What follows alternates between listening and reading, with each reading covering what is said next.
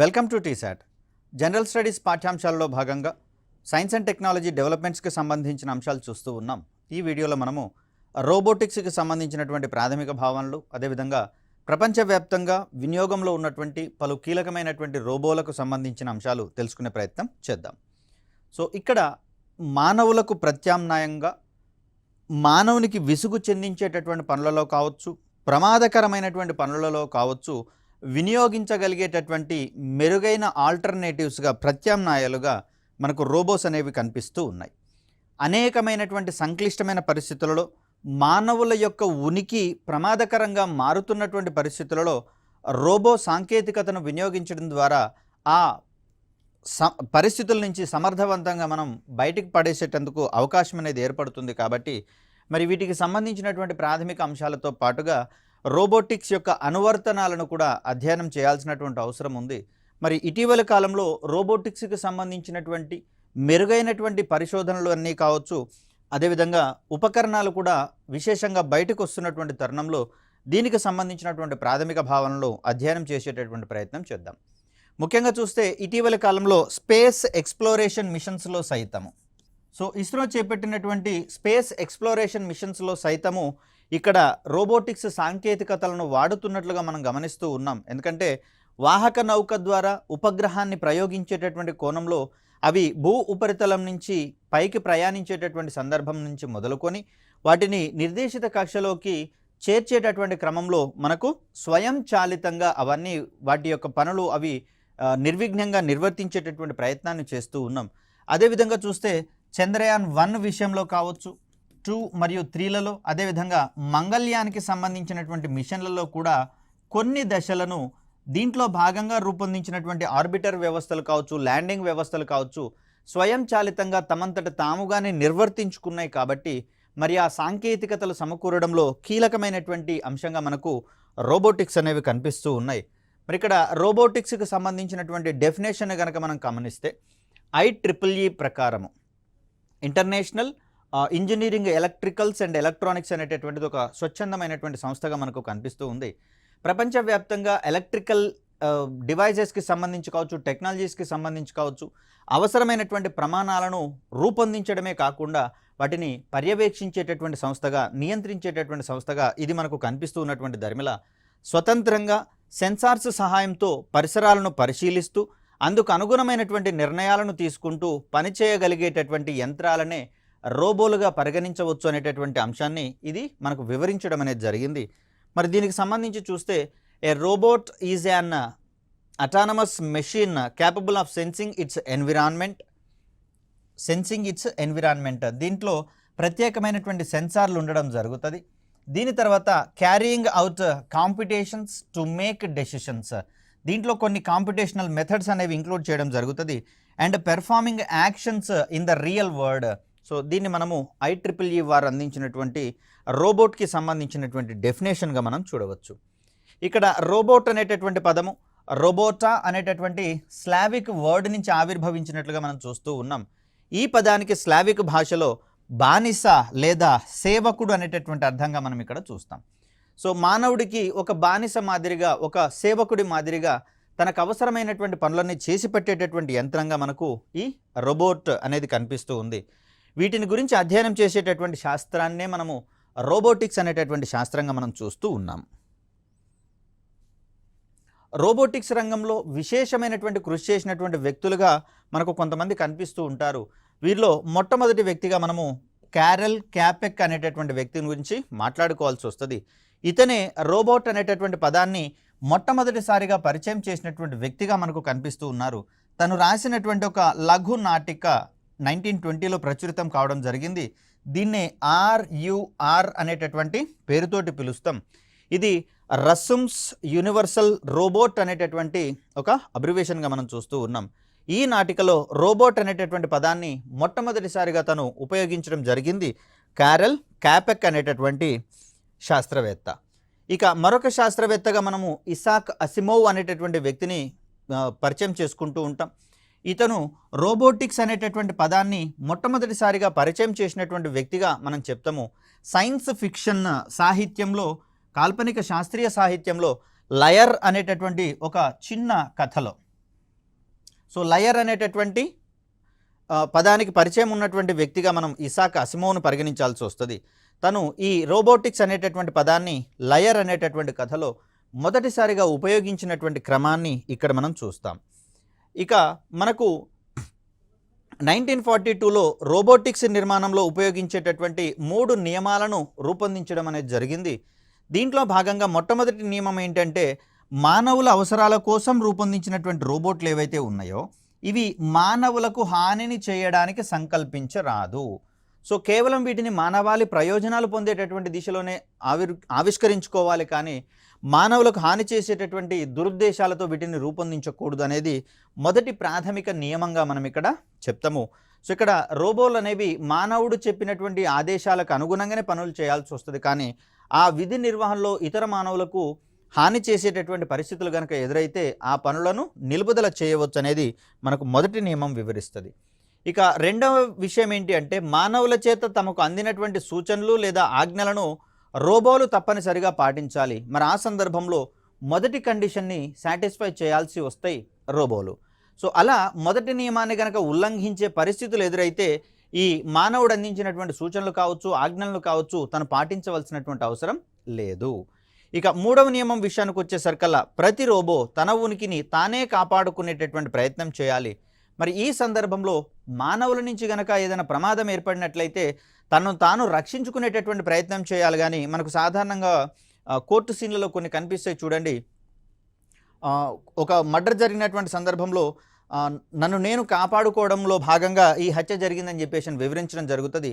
అలాంటి సిచ్యువేషన్స్ రోబోల విషయంలో పాటించడం అనేది జరగదనే కోణాన్ని ఇక్కడ మనం చూడాలి. వాటినవి కాపాడుకునేటటువంటి బాధ్యత ఉన్నా కూడా మానవులకు ఎలాంటి ఇబ్బందులు కలిగించకుండా వాటి యొక్క ఉనికిని కాపాడుకునేటటువంటి ప్రయత్నం చేయాలి. ఈ సందర్భంలో అవి మొదటి 2 నియమాలను తప్పనిసరిగా పాటించాల్సి వస్తుంది.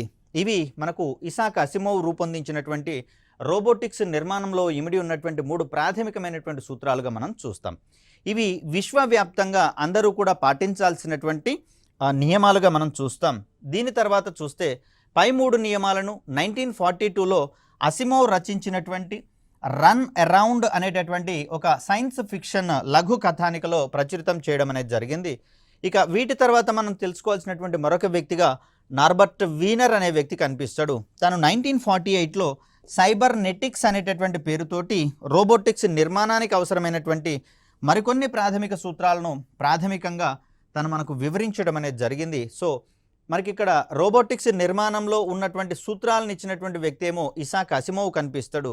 మరి రోబోటిక్స్ నిర్మాణానికి అవసరమైనటువంటి ప్రాథమిక సూత్రాలను ప్రయోగాత్మకంగా అందించినటువంటి వ్యక్తిగా మనకు నార్బర్ట్ వీనర్ తను రూపొందించినటువంటి సైబర్నెటిక్స్ అనేటటువంటి పేరుతో వీటిని అందించినట్లుగా మనం చూస్తాం.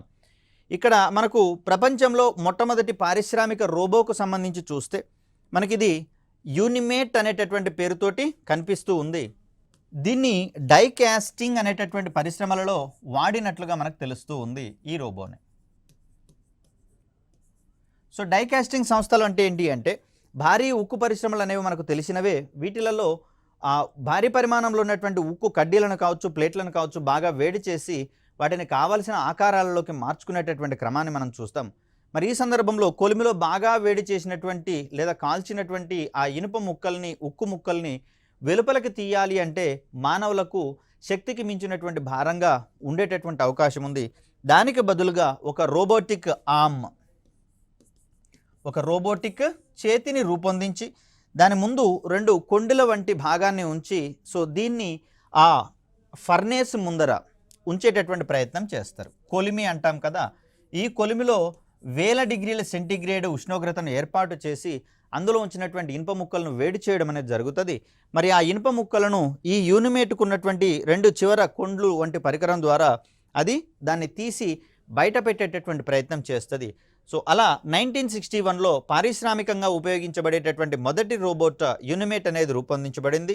దీనిని జోసెఫ్ ఏంజెల్ బర్గర్ మరియు జార్జ్ డివోల్ అనేటటువంటి శాస్త్రవేత్తలు ఇద్దరు సంయుక్తంగా అభివృద్ధి పరిచినట్లుగా మనం చూస్తూ ఉన్నాం. కాబట్టే జోసెఫ్ ఏంజెల్ బర్గర్ని రోబోటిక్స్ పితామహుడిగా అభివర్ణించేటటువంటి ప్రయత్నం చేస్తూ ఉన్నాం. సో ఇక్కడ ఈ యూనిమేటే కాలక్రమంలో అనేకమైనటువంటి మార్పులు చేర్పులకు గురి కావడం ద్వారా మరిన్ని రంగాలలో రోబోటిక్స్ యొక్క అప్లికేషన్స్ని సులభ సాధ్యం చేసినటువంటి అంశాన్ని మనం గమనించవచ్చు. దానికి సంబంధించినటువంటి మరికొన్ని కీలక అంశాలు తెలుసుకునే ప్రయత్నం చేద్దాం. రోబోటిక్స్ రంగంలో వస్తున్న పలు విప్లవాత్మకమైనటువంటి మార్పుల వల్ల ప్రస్తుతము మానవ ప్రమేయం కష్టమైనటువంటి అనేక కార్యకలాపాల్లో ఇక్కడ రోబోలను వినియోగించుకుంటున్నటువంటి పరిస్థితులు మనకు కనిపిస్తూ ఉన్నాయి. ముఖ్యంగా చూస్తే బొగ్గు గనుల రంగంలో కూడా రోబోల యొక్క వినియోగం పెరుగుతున్నటువంటి పరిస్థితులు మనం చూస్తూ ఉన్నాం. సో దీంట్లో భాగంగానే మన ముందుకు వచ్చినటువంటివి రోబోటిక్ ప్రాసెస్ ఆటోమేషన్ అనేటటువంటి వ్యవస్థలు మన ముందుకు రావడం జరిగింది.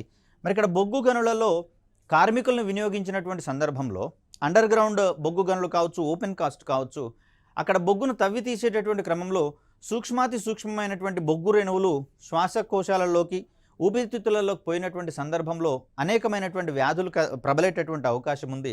మరి ఈ రకంగా చూస్తే దాంట్లో మానవులకు ప్రత్యామ్నాయంగా రోబోలను గనక మనం వినియోగించినట్లయితే ఈ కార్మికులకు ఉండేటటువంటి అస్వస్థతలను మనం నివారించేటటువంటి ప్రయత్నం చేయవచ్చు. అదేవిధంగా అతి శీతల ప్రాంతాల్లో వినియోగించుకునేటటువంటి క్రమంలో రోబోలను వినియోగిస్తూ ఉన్నాం. ఇక్కడ అండర్ గ్రౌండ్ మైన్స్లలో కూడా వీటి యొక్క ఉపయోగాన్ని కనిపిస్తూ ఉంది. సో ఇక్కడ మనకు తీవ్రమైనటువంటి ఉష్ణంతో కూడిన ఎడారి ప్రాంతాలలో కూడా కొన్ని రకాలైనటువంటి పరిశోధనలు చేయాలి అంటే మనకు రోబోల వంటివి అవసరం అవుతూ ఉంటాయి. అంతేకాకుండా భారీ అగ్ని ప్రమాదాలు సంభవించినటువంటి పరిస్థితుల్లో అక్కడ ఎవరైనా చిక్కుకున్నటువంటి మానవులు గనక ఉంటే వారిని కాపాడడం కోసం కూడా ఈ రోబోల వంటి వాటిని ఉపయోగించేటటువంటి ప్రయత్నాలు ప్రస్తుతం జరుగుతూ ఉన్నాయి. సో ఇక్కడ ఉదాహరణకు లోహపు పరిశ్రమలలో అత్యధిక ఉష్ణోగ్రతలకు వేడి చేయబడినటువంటి లోహపు దిమ్మలను కొలిమి నుంచి వెలుపలికి తీయడమే కాకుండా వాటిని కావలసిన ఆకారాల్లోకి మలచడం వంటి పనులను కూడా మనకు ఈ యూనిమేట్ లాంటి రోబోలు సులభంగా చేసేటటువంటి అవకాశం అనేది కనిపిస్తుంది. ఇక మరొక ముఖ్యమైనటువంటి అంశం ఏంటంటే అత్యంత ప్రమాదకరమైనటువంటి వైరస్లు, బ్యాక్టీరియాలు, ఇతర సూక్ష్మజీవులు ప్రబలినటువంటి ప్రాంతాలలో ఆ పరిసరాలన్నింటినీ సూక్ష్మజీవ రహితం చేయాలి అంటే గతంలో అయితేనేమో మానవులనే నేరుగా వినియోగించి ఆయా ప్రాంతాలలో ఈ యాంటీ బ్యాక్టీరియల్ స్ప్రేలను స్ప్రే చేయడం అనేది జరిగేది, పిచికారీ చేయడం అనేది జరిగేది. మరి అలాంటి సందర్భాల్లో కొన్ని విపత్కర పరిస్థితుల్లో మానవులు కూడా ఆయా సూక్ష్మజీవుల ప్రభావానికి లోనై ఆ వ్యాధులకు గురై మరణించడం అనేది జరిగేది. మరి వీటిని సమర్థవంతంగా అరికట్టాలి అంటే ప్రస్తుతము రోబోల సహాయంతో స్ప్రే చేయగలిగేటటువంటి రోబోలు వచ్చినాయి. అంటే క్రిమి సంహారకాలను స్ప్రే చేసేటటువంటి రోబోలు రావడం జరిగింది. అదేవిధంగా అల్ట్రావైలెట్ రేస్ సహాయంతో ఆ పరిసరాల్లో ఉన్నటువంటి సూక్ష్మజీవులన్నింటినీ కూడా నశింపచేసేటటువంటి డిస్ఇన్ఫెక్టెంట్ రోబోస్ అంటాం వీటిని మనం. డిస్ఇన్ఫెక్టెంట్ రోబోస్ లేదా డిస్ఇన్ఫెక్టింగ్ రోబోస్గా మనం చెప్తాం. సో ఈ సందర్భాలలో మానవుల్ని కనుక వినియోగించినట్లయితే వారి యొక్క ఆరోగ్యానికి ప్రమాదం ఏర్పడేటటువంటి అవకాశం ఉంది. కాబట్టి ఆ సందర్భంలో ఇది మనకు యూవీ రేస్ని విడుదల చేయడం ద్వారా పరిసరాలను సూక్ష్మజీవరహితం చేసేటటువంటి డిస్ఇన్ఫెక్టెంట్ రోబోగా మనకు కనిపిస్తుంది. సో ఇక్కడ ఒక క్రిమి సంహారకాన్ని మనకు ఒక కంటైనర్లో నింపుకొని దీంట్లో ఉన్నటువంటి ఈ క్రిమి సంహారకాన్ని, పెస్టిసైడ్ ఏదైతే ఉందో దీన్ని పరిసరాలలోకి స్ప్రే చేయడం ద్వారా ఇది పరిసరాలను సూక్ష్మజీవరహితం చేసేటటువంటి ప్రయత్నం చేస్తుంది. మొన్న సంభవించినటువంటి కరోనా లాంటి విపత్కర పరిస్థితులలో కూడా అక్కడ కంటైన్మెంట్ ఏరియాల్లో ఉన్నటువంటి సూక్ష్మజీవులను సంహరించేటటువంటి క్రమంలో మనకు ఉపయోగపడేటటువంటి రోబోలుగా ఈ డిస్ఇన్ఫెక్టెంట్ రోబోస్ అనేవి మనకు కనిపిస్తూ ఉంటాయి. ఇక వీటి తర్వాత రోబోల తయారీలో అనేక ఇంజనీరింగ్ విభాగాలు అనేవి పాలు పంచుకోవాల్సి ఉంటుంది. సో ఇక్కడ మనకు కాంపిటేషనల్ థింకింగ్ కూడా దానికి ఉండాల్సి వస్తుంది. తద్వారా ప్రాబ్లమ్ సాల్వింగ్ స్కిల్స్ని అది రూపొందించుకుంటుందని చెప్పేసి అన్నాం. కాబట్టి మరి కాంపిటేషనల్ స్కిల్స్ కావాలి అంటే మనకి ఇది ఇంజనీరింగ్లో కంప్యూటింగ్ విభాగం అనేది అవసరం పడుతుంది. దీనితో పాటుగా అక్కడ ఉన్నటువంటి కొన్ని రకాలైనటువంటి పరికరాలను తయారు చేయడానికి మెకానికల్ వింగ్స్ అనేవి అవసరం పడతాయి. ఈ మెకానికల్ వింగ్స్ అన్నిటిని అంటే మెకానికల్ ఉపకరణాలన్నింటినీ కూడా ఒకదానితో ఒకటి అనుసంధానించేటటువంటి క్రమంలో మనకు ఎలక్ట్రికల్ కాంపోనెంట్స్ అనేవి కూడా ఉపయోగపడతాయి. కాబట్టి రోబోటిక్స్ అనేది అభివృద్ధిలోకి రావాలి అంటే మన ముందున్నటువంటి స్పెషల్ బ్రాంచెస్గా కంప్యూటింగ్, అదేవిధంగా మెకానిక్స్, ఎలక్ట్రికల్ ఇంజనీరింగ్ విభాగాలు అనేవి మనకు కనిపిస్తూ ఉన్నాయి. కాబట్టి ఈ మూడింటి సహాయంతో రోబోటిక్స్ అనేటటువంటి విభాగము మరింత సమున్నతంగా మారేటటువంటి అవకాశం ఉంది. వీటితో పాటుగా ఐటీ విభాగం కావచ్చు, క్వాంటమ్ ఫిజిక్స్ కావచ్చు, అదేవిధంగా నానో టెక్నాలజీతో కూడా దీన్ని అనుసంధానం చేసుకున్నట్లయితే అక్కడ ఉన్నటువంటి రోబోటిక్స్ యొక్క విడిభాగాలను మరింత సమర్థవంతంగా తక్కువ బరువుతోటి స్వల్ప పరిమాణంలో రూపొందించుకునేటటువంటి అవకాశం అనేది మనకు ఏర్పడుతుంది. సో ఈ విభాగాలకు చెందినటువంటి ఇంజనీర్ల అవిశ్రాంత కృషితో విభిన్న అవసరాలకు అనుగుణమైనటువంటి రోబోలను మనం నేడు ఆవిష్కరించుకొని వాటిని వినియోగించుకోగలుగుతున్నాం. ఈ మధ్య కాలంలో రిలీజ్ అయినటువంటి రజనీకాంత్ మూవీలో కూడా చూడండి, ఒక కందిరీగ ఆకారంలోని రోబోను వినియోగించడం అనేది జరిగింది. మరి ఈ మధ్య కాలంలో డ్రోన్స్ యొక్క వినియోగము అత్యధికంగా పెరుగుతున్నటువంటి పరిస్థితులలో మరి స్పై వంటి యాక్టివిటీస్ చేసేటటువంటి క్రమంలో డ్రోన్స్ను కనుక వినియోగిస్తే మెరుగైనటువంటి సర్వీసెసే అందుతున్నాయి. కానీ డ్రోన్స్ను కనుక గుర్తించినట్లయితే అవతల ఉన్నటువంటి వ్యక్తులు జాగ్రత్త పడేటటువంటి అవకాశం ఉంది. కాబట్టి ఈ మధ్య కాలంలో కీటకాలను పోలినటువంటి రోబోలను కూడా రూపొందించుకొని మనం స్పై యాక్టివిటీస్లలో వినియోగించుకునేటటువంటి క్రమాన్ని మనం చూస్తూ ఉన్నాం. అలా అనేకమైనటువంటి రోబోలు మనకు ప్రస్తుతము వినియోగంలోకి రావడం అనేది జరిగింది. సో ఈ క్రమంలో చూస్తే మానవ చర్యలతో సరిపోలగల పనులను చేయగలిగే రోబోట్లు ఇటీవలి కాలంలో అత్యధికంగా రూపొందించబడుతున్నటువంటి క్రమాన్ని చూస్తాం. ఈ క్రమంలో మానవ అవయవాలతో సరిపోల్చగల రోబోల్లోని వివిధ భాగాలను పరిశీలించాల్సినటువంటి అవసరం ఉంది. ఇంత క్రితమే మనము యూనిమేట్ అనేటటువంటి రోబో గురించి మనం మాట్లాడుకున్నాం. ఇది ఒక రోబోటిక్ ఆర్మ్గా మనం చూసినాం. అంటే ఒక రోబో లాంటి ఆకారంలోని చేతిగా దీన్ని మనం చూస్తాం. ఈ చేతి లాంటి భాగాన్ని ఒక పిడికి అనుసంధానం చేసినట్లయితే ఈ భాగాలు మొత్తం కదులుతూ ఉండడం ద్వారా లేదా ఈ భుజం సంబంధించినటువంటి భాగాన్ని ఒక ప్లాట్ఫామ్ మీద అనుసంధానం చేయడం జరుగుతుంది. తద్వారా సాగడం వరకు కావచ్చు, అవసరమైనటువంటి వస్తువుల్ని ఒక దగ్గర నుంచి తీసి మరో దగ్గర పెట్టడం కావచ్చు, ఈ యాక్టివిటీస్లో రోబోటిక్ ఆర్మ్ అనేది మనకు ఉపయోగపడుతూ ఉంది.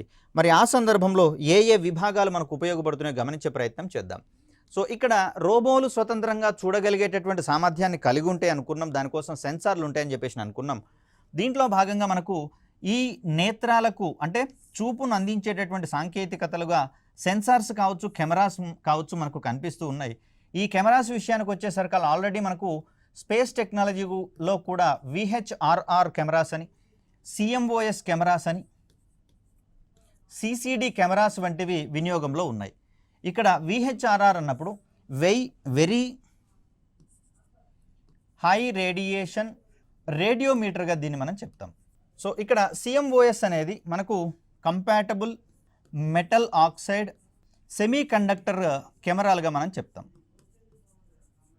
సో ప్రస్తుతం మనం వాడుతున్నటువంటి మొబైల్ కెమెరాల్లో ఉన్నటువంటి కెమెరాస్ అన్నీ కూడా మోస్ట్ ప్రాబబ్లీ CMOS రకానికి చెందినవే. ఇక CCD కెమెరాస్ అనేవి ఛార్జ్ కపుల్డ్ డివైసెస్గా మనం చెప్తాం. ఛార్జ్ కపుల్డ్ డివైసెస్ ఇవి ఏం పనిచేస్తాయి? CCD కెమెరాలు అంటే తీసినటువంటి పిక్చర్ని అవి ఎలక్ట్రిక్ సిగ్నల్స్గా మార్చేటటువంటి ప్రయత్నం చేస్తాయి. తద్వారా వాటిని డిజిటలైజ్ చేయడం ఈజీ అవుతుంది, వాటిని ప్రాసెస్ చేయడం కూడా ఈజీ అవుతుంది. కాబట్టి మరి నేత్రాలు అంటే దృష్టి జ్ఞానాన్ని అందించేటటువంటి క్రమంలో ఈ విధమైనటువంటి సాంకేతికతలు కనిపిస్తూ ఉన్నాయి. వీటితో పాటుగా సోనార్ లాంటి సాంకేతికతలు, అదేవిధంగా లైడార్ లాంటి సాంకేతికతలను కూడా మనము ఈ దృష్టి జ్ఞానాన్ని అందించేటటువంటి కోణంలో వినియోగిస్తూ ఉన్నాం. దీని తర్వాత కండరాలకు సంబంధించి మనకు యాక్చువేటర్స్ అనేవి కనిపిస్తూ ఉన్నాయి. ఇక్కడ మనకు కండరాల యొక్క ఉపయోగం ఏంటి అంటే వీటికి అనుసంధానించబడినటువంటి రెండు బోన్స్ మధ్య కదలికలు సులభ సాధ్యం చేసేటట్లుగా మనకు ఈ కండరాలు కనిపిస్తూ ఉంటాయి. కాబట్టి ఆ విధమైనటువంటి పనిని రోబోలలో ఎవరు నిర్వర్తిస్తారు అంటే మనకు యాక్చువేటర్స్ అనేటటువంటి విభాగాలు నిర్వర్తించడం అనేది మనం చూస్తూ ఉంటాం. దీని తర్వాత భుజాలకు సంబంధించి కనుక చూస్తే వీటిని మనము మ్యానిపులేటర్స్గా మనం చెప్తాం. సో ఇక్కడ భుజానికి సంబంధించి ఈ ప్రాంతంలో కీలు వంటివి మనకు కనిపిస్తూ ఉంటాయి. సో వాటిని మనము మ్యానిపులేటర్గా మనం చూస్తాం. ఇక హ్యాండ్స్కి సంబంధించి చూస్తే చేతులకు సంబంధించి వీటిని మనము ఎండ్ ఎఫెక్టర్స్ అనేటటువంటి పేరుతోటి చెప్తాం. అంటే పదార్థాల యొక్క స్థానాలను మార్చగలగడంతో మాత్రమే కాకుండా పదార్థాల యొక్క ఆకారాలను మార్చేటటువంటి కోణంలో కూడా మనకు హ్యాండ్స్ అనేవి రోబోటిక్ హ్యాండ్స్ అనేవి ఉపయోగపడుతూ ఉన్నాయి. కాబట్టి వీటిని సాధారణంగా మనము ఎండ్ ఎఫెక్టర్స్గా మనం చెప్తాం. మరి ఇక్కడ మానవునిలో కీళ్లకు సంబంధించినటువంటి అంశాలలో భాగంగా ఇక్కడ రోబోట్స్లో మనకు చైన్స్ అనేటటువంటివి, అదేవిధంగా టెండాన్స్ అనేటటువంటి నిర్మాణాలు అనేవి మనకు కనిపిస్తూ ఉన్నాయి.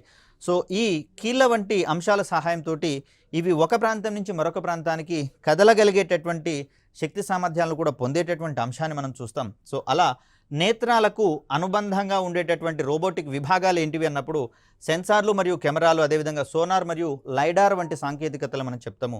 కండరాలకు అనుబంధంగా ఉండేటటువంటివి యాక్చువేటర్స్గా, భుజాలను మనం మ్యానిపులేటర్స్గా పేర్కొంటూ ఉన్నాం. చేతులకు సంబంధించి మనము ఎండ్ ఎఫెక్టర్స్ అని చెప్పేసి అంటున్నాం. కీళ్ళకు సంబంధించి చైన్లు కావచ్చు, టెండాన్స్ అనేటటువంటి ఏర్పాట్లు మనకు రోబోలలో ఉన్నాయి. కాబట్టే వీటి సహాయంతో రోబోలు అత్యంత సంక్లిష్టమైనటువంటి పనులను కూడా ఈజీగా నెరవేరుస్తున్నటువంటి అంశాన్ని మనం చూస్తాం. ఇక రోబోలకు శక్తిని అందించేటటువంటి క్రమంలో, పవర్ అందించేటటువంటి సందర్భంలో సిల్వర్ కాడ్మియం బ్యాటరీస్ని ఏర్పాటు చేసుకోవడం అనేది జరిగింది రోబోలలో. వీటితో పాటుగా లెడ్ యాసిడ్ బ్యాటరీలను కూడా మనము శక్తిని అందించేటటువంటి క్రమంలో వినియోగిస్తూ ఉన్నాం. దీనితో పాటుగా ఎలక్ట్రిక్ మోటార్స్ కావచ్చు, అదేవిధంగా పియేజో మోటార్స్ మరియు electro active polymers, elastic nano ట్యూబ్లను యాక్చువేటర్స్గా వినియోగించేటటువంటి ప్రయత్నం చేస్తున్నాం రోబోలలో. ఇక్కడ నార్మల్ ఎలక్ట్రిక్ మోటార్స్కి బదులుగా పియేజో మోటార్స్ మరియు ఎలక్ట్రో పాలిమర్స్ వంటివి రూపొందించబడ్డాయి. కాబట్టే ప్రస్తుతం రోబోలు ఒక ప్రదేశం నుంచి మరో ప్రదేశానికి దొరలగలిగేటట్లుగా, ఎగరగలిగేటట్లుగా, దుముకగలిగేటట్లుగా రోబోలు తయారు కావడం అనేది జరిగింది. అంటే సాధారణ యాక్టివిటీస్ని కూడా మరింత సెన్సిబుల్గా మార్చి పర్ఫెక్ట్గా చేయడంలో మనకు పిఏజే మోటార్స్ మరియు ఎలక్ట్రో యాక్టివ్ పాలిమర్స్ వంటివి ఉపయోగపడుతున్నట్లుగా మనం ఇక్కడ చూస్తాం. వీటితో పాటుగా మానవ చేతివేళ్లను పోలిన స్పర్శను అందించగల సెన్సార్ అర్రే ఇప్పటికే రూపొందించడం జరిగింది. దీన్ని యూరోపియన్ యూనియన్ వాళ్ళు ఆవిష్కరించడం జరిగింది. సో వీటినే మనము ప్రోస్థెటిక్ హ్యాండ్స్ అంటాము. ఇంకొక రకంగా మనకు లెగ్స్, అంటే కాళ్ళు గనక లోపించినటువంటి వ్యక్తులకు ప్రోస్థెటిక్ లెగ్స్ని అమర్చడం ద్వారా సాధారణ కాళ్ళతో ఏ విధమైనటువంటి పనులు చేయవచ్చో వాటితోటి ఆ ప్రోస్థెటిక్ హ్యాండ్స్ తోటి కూడా, ప్రోస్థెటిక్ లెగ్స్ తోటి కూడా మనము అవే యాక్టివిటీస్ చేసేటటువంటి అవకాశం ఉంది. ఫలితంగా చేతులు కాళ్ళు లోపించినటువంటి వ్యక్తులు ఎవరైతే ఉన్నారో వీరికి కొత్త జీవితాన్ని ప్రసాదించినట్లుగా చేయవచ్చు. దీంట్లో భాగంగా రూపొందించబడిందే స్మార్ట్ హ్యాండ్ అనేటటువంటిది. ఇక్కడ మనకు కనిపిస్తూ ఉంది. స్మార్ట్ హ్యాండ్ అనేటటువంటి ఈ పరికరం ద్వారా మానవుని యొక్క సాధారణ చేతితో స్పర్శ జ్ఞానాన్ని అందించవచ్చు. అదేవిధంగా కీలకమైనటువంటి పనులను కూడా నిర్వర్తించేటటువంటి అవకాశాలు అనేవి మనకు పెరుగుతూ ఉన్నటువంటి పరిస్థితులు. ఇక్కడ కేవలము చూడడానికి మనకు చేతుల మాదిరిగా కనిపిస్తూ ఉన్నాయి, కానీ రోబోటిక్ సెన్స్ అనేది ప్రతి విభాగంలో కనిపిస్తుంది. దీనితో మనము రాయవచ్చు, కీబోర్డు ప్లే చేయవచ్చు, అదేవిధంగా ఫుట్బాల్, వాలీబాల్ లాంటివి కూడా ఆడుకునేటటువంటి మనకు అవకాశాలు అనేవి ఏర్పడతాయి. సో దాంట్లో భాగంగా వచ్చినవే మనకు ప్రోస్థెటిక్ హ్యాండ్స్, ప్రోస్థెటిక్ లెగ్స్ అనేటటువంటివి. ఇవి కాళ్ళు చేతులు లోపించినటువంటి వారికి ఆయా అవయవాల యొక్క సర్వీసెస్ అందించడంలో ఒక కీలకమైనటువంటి ముందడుగుగా మనం చెప్తాం. ఇక వస్తువులను పైకి లేపడంతో పాటుగా వాటి స్థానము మరియు ఆకారాలను మార్చేటటువంటి కోణంలో మనకు mechanical grippers, vacuum grippers, general purpose effectors వంటివి అభివృద్ధి పరచబడినట్లుగా మనం చూస్తూ ఉన్నాం. ప్రస్తుతము మనకు అనేకమైనటువంటి షాపింగ్ మాల్స్ రావడం జరిగింది. ఈ షాపింగ్ మాల్స్లో భారీ పరిమాణంలో వస్తువులు అనేవి అందుబాటులో ఉంచుతున్నారు వినియోగదారులకు అనుగుణంగా. మరి ఆ సందర్భంలో అనేకమైనటువంటి స్టాక్, అధిక పరిమాణంలో ఉండేటటువంటి స్టాక్ని ర్యాక్లలో సర్దుబాటు చేసేటటువంటి కోణంలో కూడా మనకు రోబోటిక్ ఆర్మ్స్ వంటి వాటిని ప్రస్తుతం వినియోగిస్తున్నటువంటి క్రమాన్ని మనం చూస్తాం. సో ఇక్కడున్నాయి మనకు రకరకాలైనటువంటి ఈ వ్యాక్యూమ్ గ్రిప్పర్స్ కావచ్చు, మెకానికల్ గ్రిప్పర్స్ కావచ్చు. సో ఇక్కడ ఇది వ్యాక్యూమ్ గ్రిప్పర్గా మనకు కనిపిస్తుంది. మనకు ఏ వస్తువునైతే లేపాలో లేదా ఏ వస్తువునైతే ఒక ప్రదేశం నుంచి మరొక ప్రదేశానికి మార్చాలో, ఈ ప్రదేశం యొక్క ఉపరితలం మీద అది ఆనినటువంటి సందర్భంలో ఇక్కడ ఉన్నటువంటి ట్యూబ్లలో శూన్య పరిస్థితులు, వ్యాక్యూమ్ కండిషన్స్ అనేవి ఏర్పాటు చేయబడతాయి. తద్వారా ఈ వస్తువుని ఇది గట్టిగా పట్టి ఉంచినట్లుగా జరుగుతుంది. సో ఇక్కడ ఈ వస్తువును పైకి లేపేటటువంటి క్రమంలో ఆర్మ్ పైకి లేవడము, దానికి అతుక్కొని ఉన్నటువంటి వస్తువు కూడా పైకి లేవడము, దాన్ని మరొక ప్లేస్లో పెట్టడం అనేది మనకు జరుగుతూ ఉంటుంది. సో ఇలా మనకు ఈ రోబోటిక్ ఆర్మ్స్ అనేటటువంటివి కనిపిస్తూ ఉన్నాయి. వీటికి ఉన్నటువంటి ఈ మెకానికల్ గ్రిప్పర్స్, వ్యాక్యూమ్ గ్రిప్పర్స్ సహాయంతో వస్తువులను ఒక ప్రదేశం నుంచి మరొక ప్రదేశంలోకి షిఫ్ట్ చేసేటటువంటి కార్యక్రమాలు ఇవి నిర్వర్తిస్తాయి. ఇక మరొకటి బ్యాలెన్సింగ్ వీల్ సహాయంతో ఒక ప్రదేశం నుంచి మరొక ప్రదేశానికి స్వేచ్ఛగా సంచరించగలిగేటటువంటి రోబోస్ మనకు రావడం అనేది జరిగింది. ముఖ్యంగా చూస్తే సెగ్వే అనేటటువంటి రోబో ఒకటి మనకు ఫిల్మ్ షూటింగ్స్ క్రమంలో లొకేషన్ నుంచి క్యారవాన్లకు వెళ్ళడానికి కాను, క్యారవాన్ల నుంచి లొకేషన్లకు వెళ్ళడానికి కావచ్చు, నటీనటులు దాని మీద నిలబడి స్వేచ్ఛగా ప్రయాణించగలిగేటటువంటి స్వభావాన్ని కలిగి ఉంటారు. తద్వారా ఈజీగా వారు షూటింగ్ లొకేషన్స్కి చేరుకునేటటువంటి సందర్భాన్ని ఇక్కడ మనం చూస్తాం. సో దీంట్లో భాగంగా ఉన్నటువంటి అంశంగా మనకు సెగ్వే అనేది కనిపిస్తూ ఉంది. ఇటీవల కాలంలో వ్యోమమిత్ర అనేది ఒక పేరు మనకు ప్రాచుర్యంలోకి వస్తోంది. దీన్ని ఇస్రో వారు చేపడుతున్నటువంటి గగన్యాన్ మిషన్లో భాగంగా సో ఇందులో 3 దశల గగన్యాన్ మిషన్స్ని చేపట్టడం అనేది జరుగుతుంది. ముఖ్యంగా చూస్తే ఇందులో మొదటి 2 కూడా మనకు మానవ రహిత అంతరిక్ష యాత్రలు కాగా మూడవది మాత్రమే మానవ సహిత అంతరిక్ష యాత్రగా మనం చూస్తాం. అంటే మొదటి 2 ప్రయోగాలలో మనుషుల యొక్క ఇన్వాల్వ్మెంట్ ఉండదు, మూడవ ప్రయోగంలో మాత్రమే మనుషుల యొక్క ఇన్వాల్వ్మెంట్ ఉంటుంది. వ్యోమగాములను ఆ 3వ దశ గగన్యాన్ మిషన్లో భాగంగా అంతరిక్షంలోకి తీసుకొని పోయి ఒక 3 రోజుల పాటు వారిని ఆ కక్షలో పరిభ్రమింపచేసి తర్వాత సేఫ్గా భూమికి తిరిగి వచ్చేటటువంటి క్రమాన్ని మనం ఇక్కడ చూస్తాం. మరి ఈ సందర్భంలో గగన్యాన్ మిషన్లో ఈ వ్యోమమిత్ర అనేటటువంటి రోబోను ఇంక్లూడ్ చేయాలని చెప్పేసి నిర్దేశించుకోవడం జరిగింది. ఇది నడుము భాగం నుంచి పై భాగం వరకు మహిళను పోలి ఉన్నటువంటి రోబోగా కనిపిస్తూ ఉంది. నడుముకు కింది భాగంలో ఇలాంటి సెగ్వే లాంటి పరికరం మీద దాన్ని అమర్చడం అనేది జరిగింది.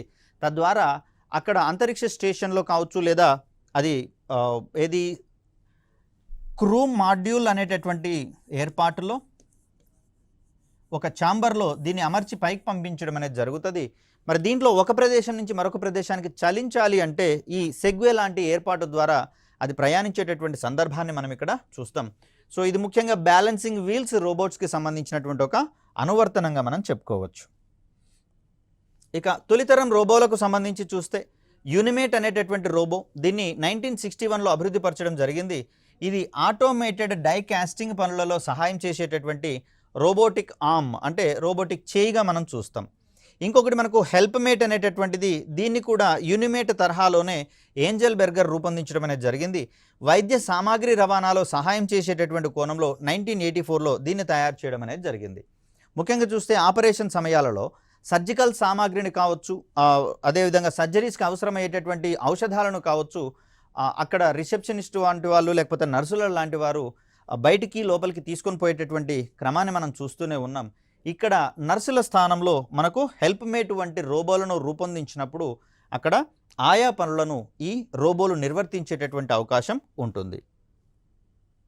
సో మరొకటి మనకి ఇక్కడ programmable universal machine for assembly అనేటటువంటిది దీన్ని మనం ప్యూమా అనేటటువంటి రోబోగా మనం చెప్తాం. యూనిమేట్ అనేటటువంటి రోబో యొక్క అడ్వాన్స్డ్ వెర్షన్గా దీన్ని మనకు కనిపిస్తూ ఉంది. ఇటీవల కాలంలో భారీ పరిమాణంలో ఉండేటటువంటి ఏది వస్తు రాశిని మోసేటటువంటి క్రమంలో లేదా వాటి యొక్క స్థానాలను మార్చేటటువంటి క్రమంలో షాపింగ్ మాల్స్లో వీటిని అధికంగా వాడుతున్నట్లుగా మనం చూస్తూ ఉన్నాం.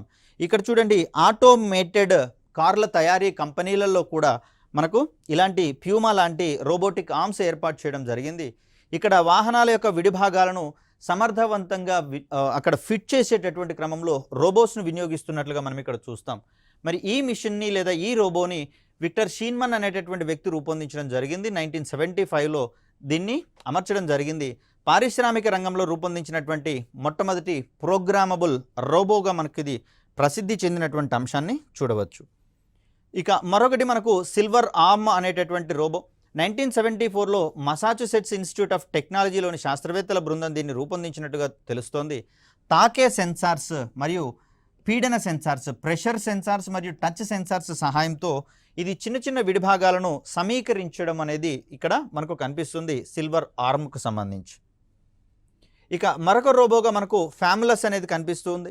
ఇక్కడ 6 అక్షాలను కలిగి ఉన్నటువంటి లేదా 6 చేతుల వంటి అమరిక కలిగి ఉన్నటువంటి ఒక రోబోగా మనకి ఇది కనిపిస్తుంది. ఏకకాలంలో విభిన్న సంఖ్యలో అధిక సంఖ్యలో వస్తువులను ఒక ప్రదేశం నుంచి మరొక ప్రదేశానికి చేరవేయగలగడం అనేది దీని యొక్క ఉద్దేశంగా మనం చూస్తాం. మొదటి పారిశ్రామిక రోబోగా మనం దీన్ని చూస్తూ ఉన్నాం. కుకా అనేటటువంటి కంపెనీ దీన్ని రూపొందించుకోవడం జరిగింది. ఇక్కడ ఎలక్ట్రిక్ మోటార్లతో పనిచేయగలిగేటటువంటి 6 యాక్సెస్ని లేదా యాక్సెల్ని ఇక్కడ అమర్చడం అనేది జరిగింది. ఒక్కొక్కటి ఒక చేయి మాదిరిగా పనిచేస్తూ కలెక్టివ్గా ఇది తన యొక్క విధులను నిర్వర్తించేటటువంటి క్రమాన్ని ఇక్కడ మనం చూస్తాం. సో నెక్స్ట్ చూడాల్సింది మనకు ఫ్రెడ్డీ 1 అండ్ ఫ్రెడ్డీ 2కు సంబంధించి దీన్ని రూపొందించినటువంటి విభాగంగా మనకు department of machine intelligence and perception అనేటటువంటి సంస్థ కనిపిస్తుంది. వస్తువుల స్థానాలనే కాదు ఆకారాలను కూడా మార్చగలిగేటటువంటి సామర్థ్యం అనేది దీనికి ఉన్నట్లుగా మనం చూస్తాం. మరి తొలినాళ్లలో కేవలము మానవుడు చేపట్టలేని పనులు లేదా మానవుడు యొక్క ఉనికి ప్రమాదకరంగా మారినటువంటి పరిస్థితులలో ఆ పరిస్థితులలో సర్వీసెస్ అందించేటటువంటి కోణంలో యూనిమేట్ కావచ్చు, ప్యూమా వంటి రోబోలను తయారు చేయగా ప్రస్తుతము రోబోటిక్ సాంకేతికత అనేది మరింత కొత్త పుంతలు తొక్కుతున్నటువంటి సందర్భంలో మన ముందుకు వస్తున్నటువంటి విభిన్నమైనటువంటి సాంకేతికతలను వాడుకుంటూ ప్రకృతిలో ఉన్నటువంటి కీటకాలను పోలినటువంటి రోబోలను కావచ్చు, సరీసృపాలను పోలినటువంటి పాముల వంటి రోబోలను కావచ్చు తయారు చేసేటటువంటి సందర్భాన్ని మనం చూస్తూ ఉన్నాం. పక్షులను పోలినటువంటి రోబోలు, చేపలను పోలినటువంటి రోబోలు, మానవులను పోలినటువంటి రోబోలు, ఇలా అవసరానికి అనుగుణంగా రోబోల యొక్క ఆకారాలు కూడా విభిన్నంగా మార్చుకుంటూ మానవాళికి సేవ చేసేటటువంటి కోణంలో మన ముందుకు రావడం అనేది జరిగింది. మరికొన్ని రోబోలకు సంబంధించినటువంటి అంశాలను నెక్స్ట్ వీడియోలో తెలుసుకునే ప్రయత్నం చేద్దాం. Thank you.